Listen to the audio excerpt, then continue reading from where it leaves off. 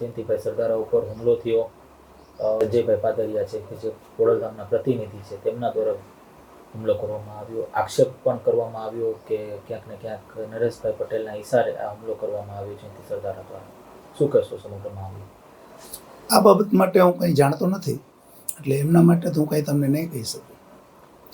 પણ શું કહેશો, બે મોટી સંસ્થા છે પાટીદાર સમાજની અને બે વચ્ચે ક્યાંક ને ક્યાંક વર્ચસ્વની હાલ લડાઈ થઈ છે એવું પ્રકારનું અત્યારે લાગી રહ્યું છે.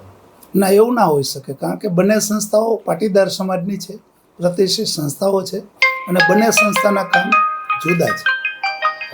ખાસ શું કહેશો, જે આક્ષેપ ચાલી રહ્યા છે આક્ષેપને લઈને શું કહેશો?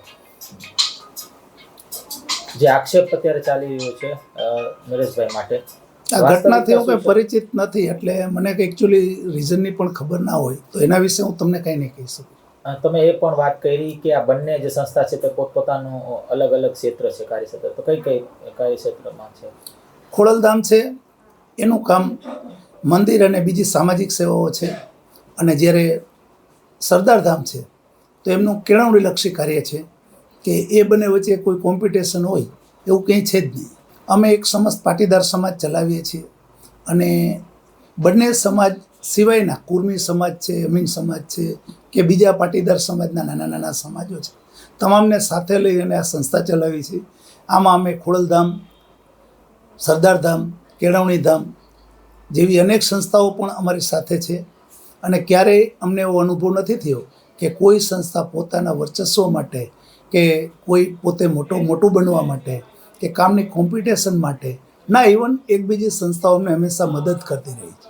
ના, સમાજ તો હંમેશા સારું કરતો હોય છે અને કાર્ય સારું કરે છે, એટલે સમાજ તો હંમેશા સારું થાય એના માટે કાર્ય કરશે. પણ સરદાર પટેલ સાહેબે કીધું છે કે કોઈ પણ વ્યક્તિ સમાજની હોય, એમાં ખાસ કરીને પાટીદાર હોય, તો એ હંમેશા પોતે પોતાનું સારું કરવા માટે અને સક્ષમ બનવા માટે હંમેશા પ્રયત્નશીલ રહે છે, અને કદાચ ક્યારેક ભવિષ્યમાં કંઈ ભૂલ થઈ હોય તો એને સુધારવા માટે પ્રયત્ન કરે છે.